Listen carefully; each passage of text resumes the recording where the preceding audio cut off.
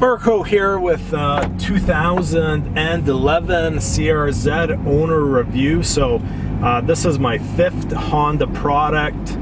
It's not the best Honda product I've had. It's not the worst Honda product I've had. The online reviews in regards to the CRZ are pretty much correct.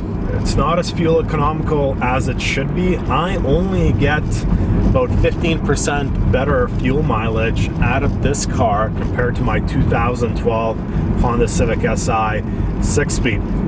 It's 70 horsepower down on the Si, so you would think the fuel economy would be better. It's only got 2 seats. It's not very practical. It's not that fast. It's actually quite slow. Driving dynamics, it's not too bad. It's fun to drive, but it certainly doesn't hug the corners, you know, like my 2006 RSX Type S did.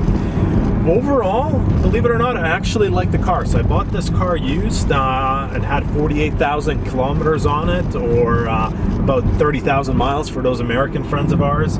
And why did I buy it after reading all the bad online reviews and watching all the YouTube videos? Is they're cheap. They're really cheap in the used car market. This car, 2 years old, 30,000 miles or 48,000 kilometers on it. It was 55% of the MSRP price, so pretty good deal in my opinion. Starting with the interior, I like the interior more than my 2012 Civic Si. Just it's more low slung. My impression is that the quality is a bit better. It is missing a couple of items that I have in the Civic Si. It does not have navigation. It does not have an armrest. I really like having an armrest, so that's kind of annoying. This climate control center, I really like this. It kind of reminds me of a 1990s Nissan 300 ZX, which was my dream car as a teenager.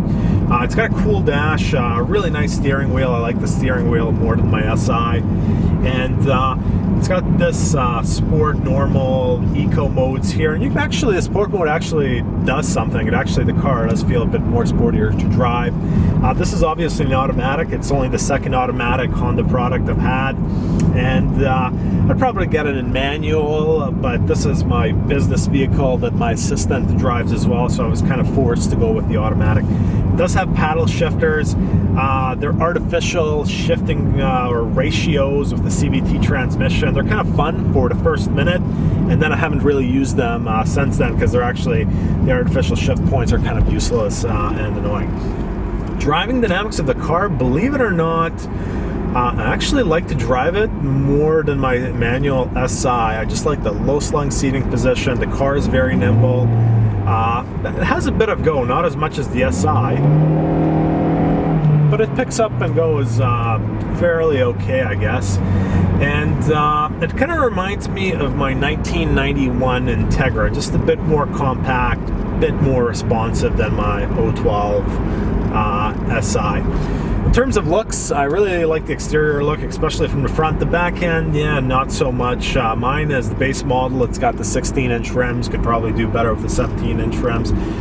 This car, what I didn't know, is in Canada, it comes with the base model. It comes with HID lights, which is pretty cool on a base car. So basically, in conclusion, it's not as bad as the reviews in aggregate.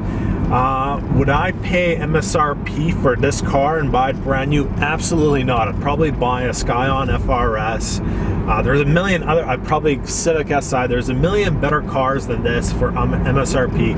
But because this car has taken such a beating in the resale market, it's actually, you get a lot of bang for buck when you go buy these things used. And if you don't need the back seat, it's an awesome little car. So that's my short review of this car, and feel free to watch my 2012 Civic Si review as well.